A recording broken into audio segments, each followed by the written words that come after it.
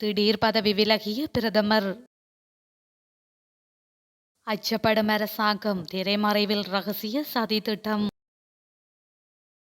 ஐநாவின் 3 நாடுகளை கையகப்படுத்தும் ஈழத்தமிழர்கள்.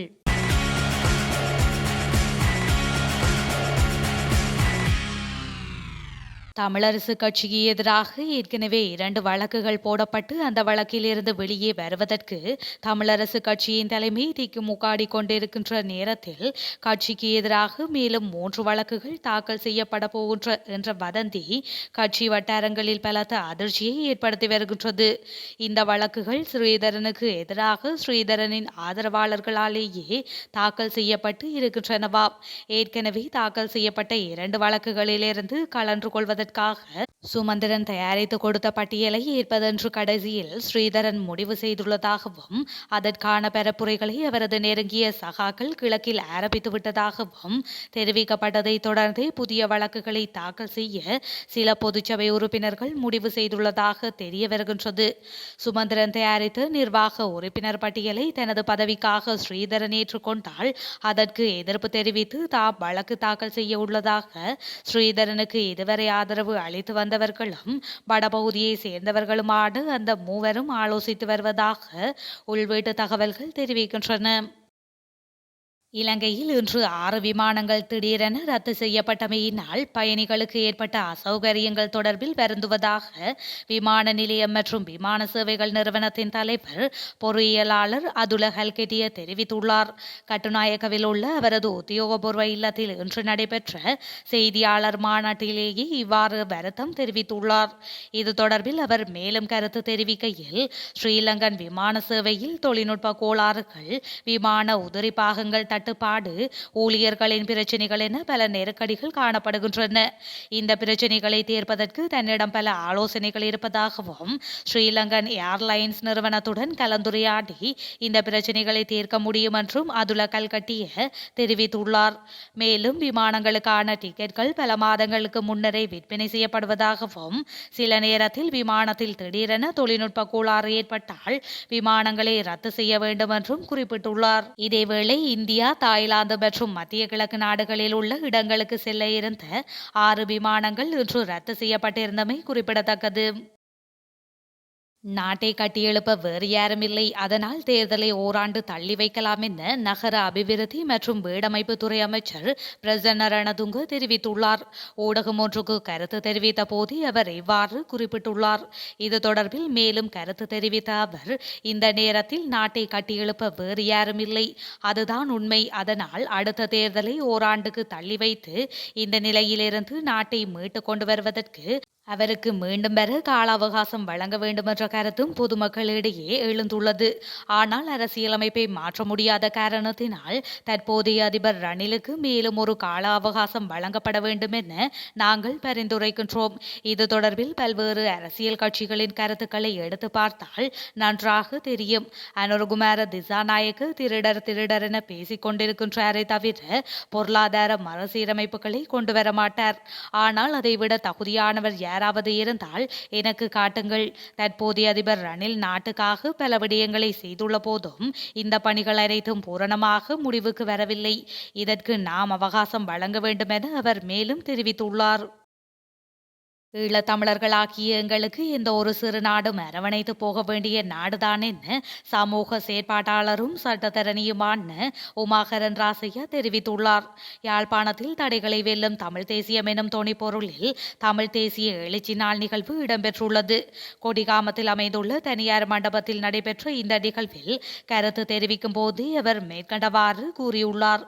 ஈழத்தமிழர்களாகிய எங்களுக்கு எந்த ஒரு சிறிய நாடும் அரவணைத்து போக வேண்டிய நாடு.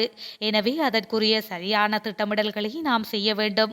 ஐக்கிய நாடுகளில் அதிகாரம் மிக்க 5 நாடுகளில் குறைந்தது 3 நாடுகளையாவது எங்களுடன் வைத்துக் கொள்ளும் விசுவாசமான இன குழுமமாக தமிழர்கள் எப்படி மாற வேண்டும் என சிந்திக்க வேண்டும் என கூறியுள்ளார். நாட்டில் நிகழ்நிலை பாதுகாப்பு சட்டம் நடைமுறைப்படுத்தப்படுவதன் பின்னணியில் அரசாங்கத்தின் சதித்திட்டம் இருப்பதாக இலங்கை ஆசிரியர் சங்கத்தின் பொதுச் செயலாளர் ஜோசப் ஸ்டாலின் தெரிவித்துள்ளார். ஊடக நிகழ்ச்சியில் கலந்து கொண்டு கேள்விகளுக்கு பதிலளிக்கும் போதே அவர் மேற்கண்டவாறு குறிப்பிட்டுள்ளார். மேலும் கோட்டாபய ராஜபக்ஷவை வெளியேற்றுவதற்கு நடத்தப்பட்ட போராட்டம் அனைத்தும் ஆன்லைனூடாக ஒருங்கிணைப்பு செய்யப்பட்டது. இலங்கை மக்களின் போராட்டத்தை ஒடுக்கவும் கருத்து சுதந்திரத்தை இல்லாது செய்யவும் இந்த அரசாங்கம் திரைமறைவில் இவ்வாறான வேலைகளை செய்து கொண்டிருக்கின்றது என்றும் அவர் சுட்டிக்காட்டியுள்ளார். மக்கள் தியாகங்களை செய்ய வேண்டும் என்று போதிக்கும் மத்திய வங்கி தனது சம்பளத்தை அதிகமாக உயர்த்தி கோழையாக நடந்து கொண்டமைக்காக மக்களிடம் மன்னிப்பு கேட்க வேண்டும் என பிவித்துருகெல உரிமையவின் தலைவர் நாடாளுமன்ற உறுப்பினர் உதய கம்மன்பில தெரிவித்துள்ளார். 90% சம்பள உயர்வின் பின்னர் மீண்டும் 70% சம்பள அதிகரிப்புக்கு மத்திய வங்கி அங்கீகாரம் வழங்காது என கம்மன்பில குறிப்பிட்டார். சம்பள அதிகரிப்பை நியாயப்படுத்துவதற்கு மத்திய வங்கி 2 காரணங்களை கூறுவதாகவும் அந்த 2 காரணங்களும் அடிப்படையற்றவை எனவும் அவர் தெரிவித்துள்ளார். இந்தியாவுடனான உறவை மாலைதீவு முறித்துக் கொள்வது சாத்தியமில்லை என மாலைதீவின் முக்கிய எதிர்க்கட்சியான குடியரசுக் கட்சியின் தலைவரும் ஐநா சபை முன்னாள் தலைவருமான அப்துல்லா சாஹித் தெரிவித்துள்ளார். புதிதாக மாலைதீவு வெளியுறவு கொள்கைகளில் கொண்டுவரப்பட்டுள்ள மாற்றங்கள் தொடர்பிலும் இந்தியாவுடனான உறவின் முக்கியத்துவம் பற்றியும் தெரிவிக்கும் போதே அவர் மேற்கண்டவாறு குறிப்பிட்டுள்ளார். அதன்போது மாலைதீவின் வெளியுறவு கொள்கைகளில் புதிதாக பொறுப்பேற்றுள்ள அரசு மாற்றங்கள் ஏற்படுத்தியிருந்தாலும் இந்தியாவுடனான உறவை முறித்துக் கொள்வது சாத்தியமில்லை என கூறியுள்ளார். அத்தோடு மாலைதீவுடனான இந்தியாவின் உறவானது வரலாற்று ரீதியாக, கலாச்சார ரீதியாக மற்றும் பல்வேறு வழிகளில் நீடித்து வருகின்ற நிலையில் புவியியல் ரீதியாகவும் வரலாற்று ரீதியாகவும் முக்கியத்துவம் வாய்ந்த இந்தியாவிடமிருந்து தூரம் விலகி செல்வது இயலாத விடயம் என்றும் அவர் சுட்டிக்காட்டியுள்ளார். அதேவேளை கடந்த 60 ஆண்டுகளாக உலகில் வேகமாக வளர்ந்து வரும் பொருளாதாரங்களில் ஒன்றாக இந்தியா இருந்து வருவதாகவும் அந்த முன்னேற்றத்தினால் மாலைதீவும் பயன்பெறும் வகையிலான அனைத்து வழிகளையும் ஆராயும் விதத்தில் தமது கொள்கைகள் அமைய வேண்டும் எனவும் அவர் வலியுறுத்தியுள்ளார். மேலும் 2004ஆம் ஆண்டு சுனாமியால் ஏற்பட்ட பேரிடர்களில் மாலைதீவுக்கு முதல் நாடாக இந்தியா உதவிக்கரம் நீட்டியதையும் அவர் சுட்டிக்காட்டியுள்ளார். பாலஸ்தீன பிரதமர் முகமது ஸ்டையி பதவி விலகுவதாக அறிவித்துள்ளார். கடந்த அக்டோபர் மாதத்திலிருந்து பாலஸ்தீனர்கள் வசிக்கும் காசா பகுதியில் உள்ள ஹமாஸ் படைக்கு எதிராக இஸ்ரேல் ராணுவம் தொடர் தாக்குதல்களை நடத்தி வருகின்றது. இந்த நிலையில் பாலஸ்தீன நிர்வாகத்தில் புதிய திருப்பமாக பாலஸ்தீன பிரதமர் முகமது ஸ்டையி பதவியிலிருந்து விலகுவதாக அறிவித்துள்ளார். பாலஸ்தீனத்தில் தனது தலைமையிலான அரசை கலைத்துவிட்டு புதிய அரசு பொறுப்பேற்க பிரதமர் முகமது ஸ்டையி விருப்பம் தெரிவித்துள்ளார். எப்போதும் இல்லாத வகையில் காசா பகுதியில் போர், இனப்படுகொலை மற்றும் பட்டினி ஆகியவற்றின் காரணமாக தாம் பதவி விலக முடிவு எடுக்கப்பட்டதாகவும் தெரிவித்ததுடன் பாலஸ்தீன அதிபர் மஹ்மூத் அப்பாஸிடம் தனது பதவி விலகல் கடிதத்தை அவர் சமர்ப்பித்துள்ளார்.